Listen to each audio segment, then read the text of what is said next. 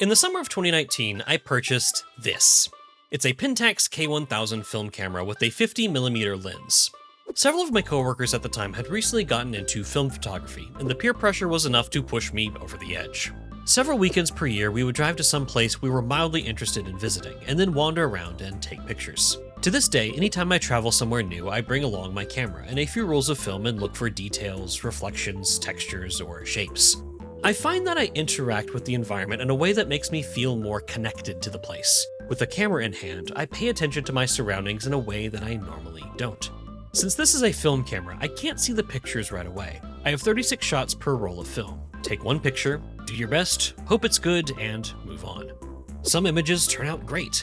Others are complete misses, but that's part of the fun.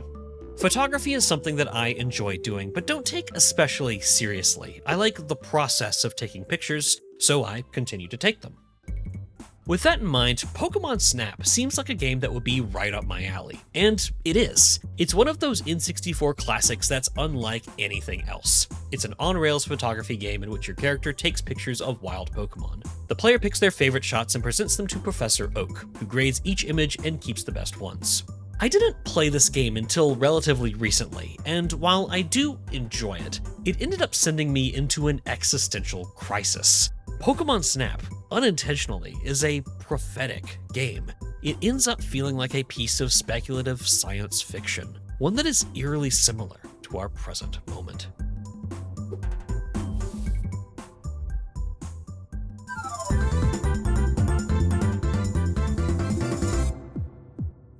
In Pokémon Snap, the player assumes the role of a young photographer who travels to a remote island to help Professor Oak with his research. He's studying these creatures in their natural habitat and needs your help to document them. The player progresses through each level on an auto-piloting vehicle, taking the best shots they can. Timing is important. Pokémon won't hold their poses for long. The photographer only has 60 shots per roll of film, so they have to be somewhat selective as to when to close the shutter. Pokémon Snap rewards patience and restraint, while simultaneously wanting the player to act fast and seize the moment. After the photos are taken, the player presents their favorites to Professor Oak, who judges each image and doles out points. He has 3 specific criteria when grading a photo. First, he wants the Pokémon to be as large in the frame as possible. Close-up shots are rewarded, faraway shots are penalized. Second, he wants the Pokémon to be in a dynamic pose. If they're doing something other than just standing around, the photo will be worth more points. And third, the Pokémon will need to be in the center of the frame to please the professor. If so, he doubles the points, effectively making this aspect the most important of the 3. The player can only present a single picture of each Pokémon. Professor Oak will hang on to the highest scoring picture of each creature, ultimately ending up with a photo album filled with cream-of-the-crop pictures and a massive total score. When Pokémon Snap begins, we see 3 logos: Nintendo, HAL Laboratories, and Jack and Beans, which was the name of the internal development team at HAL. In the mid-90s, HAL hired a small team of creatives, many of whom hadn't worked in the gaming industry before. The hope was to gain some outside perspective, thinking that a group of new developers with support and creative freedom would make something fresh. After much experimentation, the team created a photography game. When the decision was made to set the game in the Pokémon universe, everything fell into place. I'd argue that Pokémon Snap fulfilled HAL's original goal. There wasn't a game like it before its release, and even in the years since, it feels like an anomaly. Fans begged for a follow-up, eventually getting one in 2021, though I want to focus on the original game for this video. Pokémon Snap is a fun photography game that feels like a shooting gallery. Take the best pictures you can, and try your best to please your professor. Oak's guidelines dictate how the player takes pictures on each subsequent run. Since Pokémon Snap is a game with goals and scores and stuff, it makes sense that the objectives are clear, though it doesn't take long before the cracks start to show. Professor Oak is a stickler. He knows what he's looking for, but he's also extremely literal. The only things that matter are the size, pose, and position. Nothing else, including aesthetics. The second level of the game takes place in a tunnel. The cart passes a Pikachu hanging out with a Diglett, who pokes his head out from under the ground. My first few attempts to get a picture didn't go so great. Understandable, I'll try again. On a later run, I got this picture. Diglett is larger in the frame. He's mid-action. He's in the center. But you can't see his face at all. It doesn't matter though. This fits in with Professor Oak's rubric. The third level takes place around a volcano and features a zoo of fire-type Pokémon, including a few Vulpix. On an early run of the level, the best picture I could get was this one. Two Vulpix crowd around an apple with their backs to the camera. It doesn't look like much, only pink blobs of color. But Professor Oak loved it. The Vulpix were large in the frame and were doing something, even if we can't tell what this is a picture of. After playing for a while, it becomes apparent what exactly Professor Oak means by his criteria. When he says size, he's not talking about how close the player's lens was to the subject, he's talking about how much of the image is taken up by the subject. As in, what percentage of this Pikachu picture is dedicated to Pikachu. When he talks about a pose, he's referring to animation cycles. Is the Pokemon in the process of doing something? Different actions are worth different amounts of points. All that matters is if the player takes a picture of a Pokemon during one of these animation cycles, even if it doesn't read especially well on film. While Pokémon Snap is an innovative title, especially one from 1999, the way Professor Oak grades the pictures feels rather limited. This is a rudimentary computer program evaluating custom images. This is understandable since this game was the first of its kind, but it does lead to little quirks. Perhaps Pokémon Snap stands out nowadays because, in the decade since its release, the relationship between imagery and technology has never been more fraught. Okay, let's do a little exercise. What do you think when you hear the word tiger? What does that mental image look like? This is a picture of an Amur tiger. This particular one lives at the Pittsburgh Zoo and is featured on their website. And it's a great photo. The tiger lounges on a rock and looks straight at the camera. The striking pattern on its face, back, and legs is clearly visible. I want to reach out into the picture and pet him, even though I'm sure that wouldn't end well. Here's another picture. This one's of a Bengal tiger in a wooded area. It too looks straight at the camera and shows off its color and stripes. But something seems off about it, doesn't it? This is one of the sample pictures for the OpenArt AI image generation platform service. I know this is just a generated landing page because I was looking for tiger pictures, but something about the phrase, "why use a tiger generator?" is just hilarious. Don't be afraid to think outside the box and explore unconventional ideas for your tiger prompt. Now, if you've seen any of my videos before, you can probably deduce that I'm not a fan of generative AI, to put it mildly. It's a plagiarism machine that's wrecking the environment and turning human expression into soulless content. Slop, if you will. But I'd be lying if I said I wasn't somewhat impressed by it. I mean, it's kind of crazy that this tiger doesn't actually exist. If you look at the details, it starts to fall apart, and if it's next to the Pittsburgh Zoo tiger, it's obviously fake. But still, the fact that a computer program was able to spit out a somewhat convincing tiger image is wild. When a Gen AI model is prompted with a basic command, such as tiger, it attempts to show the idealized version of what's prompted. After scraping countless copyrighted materials without permission, what does the most average picture of a tiger look like? What does the perfect version of that average look like? Well, it probably looks kind of like this. On the human side of things, we have a general understanding of what a tiger is. When we look for imagery of a tiger, we try and find images that align with what we have in mind. What an AI is attempting to do is to get as close to that imagined ideal as possible. When viewed through a modern lens, Pokémon Snap takes this idea and inverts it. It does so unintentionally. This is a game from the 90s after all. Much in the same way a work can take on new meanings with age, Pokémon Snap deconstructs a technology that was several decades away from the time of its release. Even though he has a face and voice, Professor Oak is just a program. He has lines of code made to analyze images. He has a criteria for the perfect picture of a Pidgey or Electrode or Meowth, and it's up to us to fulfill those requests. So we travel on our cart and snap photos of anything and everything, attempting to get the Pokemon in our field of view. We do our best to capture the best looking photos we can and present them to this machine that has no way to comprehend aesthetics. On a run of the tunnel level, I ended up taking this picture of Diglett and Pikachu together, and I really like how it turned out. Both of them are clearly in the frame. They're interacting with one another. You can see their faces. To me, this is a fun image that illustrates both Pokemon. But Professor Oak doesn't see it that way. To him, this is a picture of a Diglett that isn't especially large in the frame and is way off center. Even though I'm sure a lot of us would prefer to look at this image, it doesn't fit Oak's unmovable grading criteria. I took this picture of a Vulpix too. It's okay, but I think it's pretty cute. The Vulpix is facing the camera so you can see its face. It's not in the center of the frame though. It's on a rule of third line, which is a common guideline for composition. But Professor Oak doesn't understand the rule of thirds. He wants his subjects in the center of the frame at all costs. This picture, while flawed, shows the Vulpix's face and body in a pleasing composition, but this picture features a larger Vulpix mid-animation in the center of the frame. To Professor Oak, it's better. It's closer to his programmed ideal of a perfect image. Pokémon Snap is filled with these sorts of quirks. Some pictures that seem like they would be hits are complete misses, and some that seem terrible go over fairly well.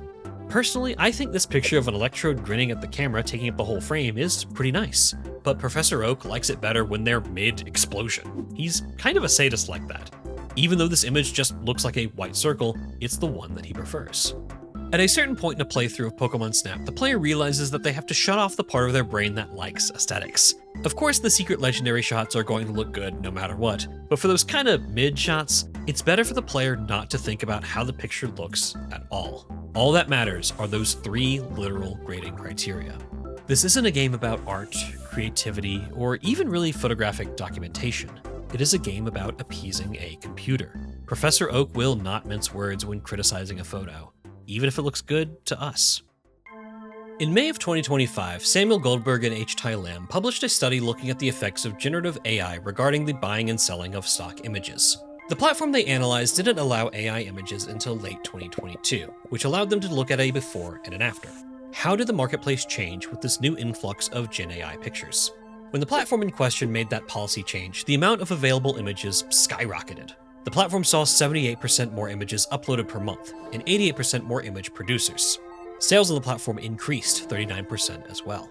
Goldberg and Lamb claim that buyers of stock images are looking for novelty, one specific thing to fit a need. The stock image service is trying to guess what's in the buyers' minds. It's disheartening to hear, mainly because if Gen AI images are outselling non-Gen AI images, then that means that a lot of people either can't tell or don't care.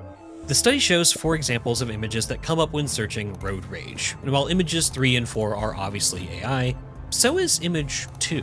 While image 2 is Gen AI and is labeled and licensed as such, it is pretty convincing. One of the main conclusions of the study was that in this context, Gen AI images could be viable substitutes for non-AI images. But there's another aspect about this study that I think is pretty revealing. After the stock image platform allowed AI images, the amount of human-made images fell. As in, fewer non-AI images were being uploaded to the service, and more creators left the platform. Goldberg and Lamb report a 23% drop in non-AI artists on the platform. In an interview with the Stanford Graduate School of Business, Goldberg said the following, quote, "We see an exit of non-generative AI artists from the site. There is also quality improvement specifically among non-AI images. Competition increased, and the non-generative AI artists who left the platform were probably lower quality artists. The good ones stay and the bad ones leave. That's traditionally what you hope competition would do." I find this quote especially revealing. It can't be that people who take the craft of creating things seriously don't feel comfortable supporting a platform that chews up and spits out other people's work for cynical profit. It has to be because the artists just weren't good enough. You know what service are they talking about anyway? Let's see. Okay, they started allowing AI in December 2022. Now let's check those watermarks. Yep, it's Adobe stock. Good old Adobe, shoving unwanted AI nonsense into all of their products. It can't be that people are upset about Adobe's AI policy and don't feel comfortable uploading creative works to their marketplace. It has to be that they're worse artists. If we're to personify Professor Oak, he comes across as a staunch art critic. He pulls no punches. He sees no value in pictures that do not align with his narrow worldview. And while this makes sense on a gameplay level, as it tasks the player with obvious objectives to complete, on a narrative level, Professor Oak is just a hater. I'm sorry, he's a complete hater. Immediate dismissal of everything that seems different in any way. Having a picture torn apart by this rudimentary computer program feels kind of bad. I mean, I didn't spend a whole lot of time getting these shots, but come on, man. Though I do have to admit, it's kind of fun to be a hater. Negativity sells. A positive review is just some endorsement. A negative review is an event. When people say not to take criticism personally, it can be really tough. Honestly, I'm not sure such a thing is even possible. Because with every work, there's some level of humanity in there. These are fruits of human labor, whether you like them or not. Say, okay, just as an example, Taylor Swift. If I were to come on here and just hate on her last few albums, there would be some people that would be upset with me. A lot of people get an awful lot out of her music, and outright dismissing it would be an insult. There's a global community of people who are invested in the art, story, and legacy of this one singer-songwriter. Even though she's a massive celebrity, there is a human at the center of these works. When a person criticizes the work of another person, there's some level of confrontation there. The output of one person is at odds with the viewpoint of another. And that's totally fine, that's just the basis of criticism. But what Pokémon Snap does is swap out that audience for a computer program. We are Taylor in this scenario. We present works with our squishy human minds, and a computer either accepts them or swats them down. Professor Oak doesn't care about us. This is less of a confrontation. We don't have to take him seriously. He's a hater. But in the modern day, when we browse Adobe stock and see a billion AI images, those roles are reversed. I can say bad things all I want to about this picture and no one will get upset with me. No one made this. This isn't a real person. It's generated trash. Who cares? Even though songs can be generated and dumped onto streaming services, do these so-called artists have any fans? Like, real fans? I can dump on the Velvet Sundown all day, and will anyone come to their defense? There's no one to hurt, no artist to offend, no way to think, how long do they spend on this? Because they didn't spend any time on this. No one made this. It's like killing a zombie versus killing a person. It's a safe space to be a hater. Sure, you'll get people defending the technology and its potential or whatever, like, oh, I spent like 30 seconds prompting, okay, whatever. But you're not gonna run into any Breaking Rust stands. The Zania Monet army won't rise up when I clown her for having the exact same picture for every single cover. Come on, guys, did you run out of credits? This isn't actual critique. It's hunting for sport, funneling negative energy into a vacuum. There's no recipient, only a void of human emotion attempting to get you to listen to their song, watch their video, or look at their image.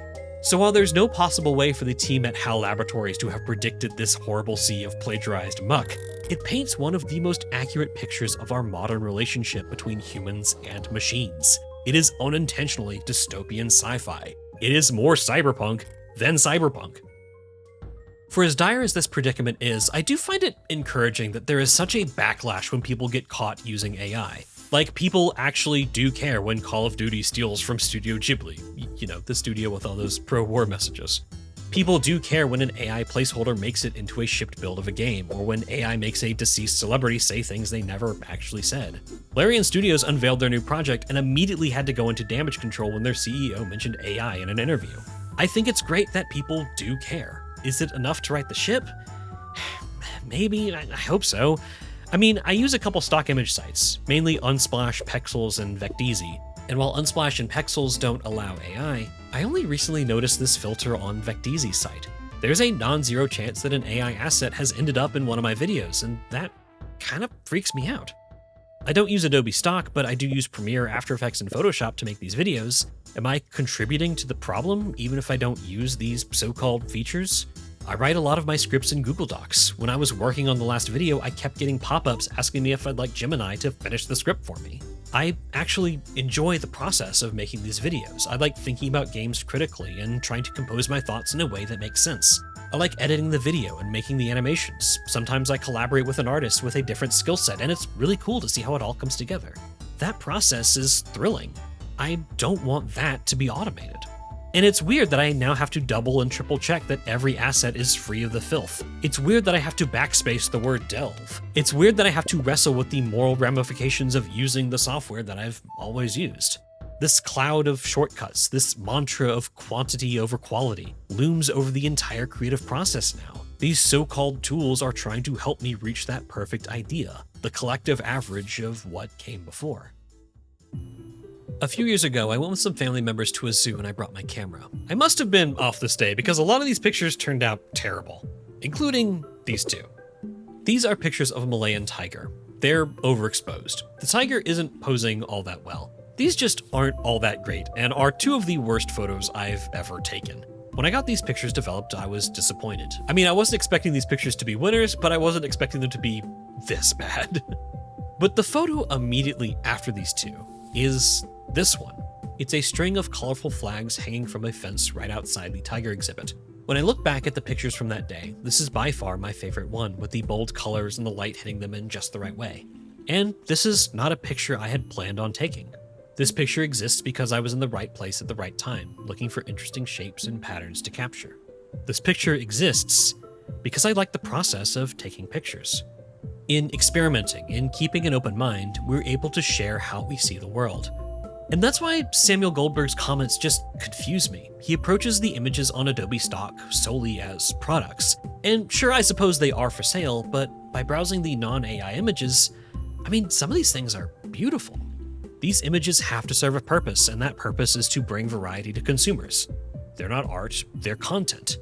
And if they're content, it doesn't matter if they're created with integrity or not. It doesn't matter that if it's stealing the output of generations of photographers, stylists, and illustrators. All that matters is they're selling. Revenue is up. But in the process of chasing quantity, we lose quality. In the process of appeasing these soulless algorithms, we forfeit our ability to create something new, to explore and discover unexpected things, to create things people will connect with. Pokémon Snap exists because Nintendo and HAL were looking for new ideas. Had they simply done what had been done before, smashed all the existing ideas together to create something generic, they might have gotten a decent game out of it, maybe even a great one. But they wouldn't have gotten something as interesting and memorable as Pokémon Snap. It's ironic then that the game rewards the player for following the rules and coloring within the lines. The goal is to please an unfeeling computer with our wildlife photography. In the age of algorithms, anyone who uploads anything is attempting to do a similar thing. Meanwhile, unfeeling computers work to appease us, creating substitutes for human expression. And in some cases, it appears to be working. By using AI, we sacrifice the ability to break rules, to color beyond the lines, to find solutions to things we weren't expecting to have. I find this curiosity to be the most invigorating aspect of life, and it's important to hold on to it and nurture it as best as we can. The quest for perfection is more important than achieving perfection.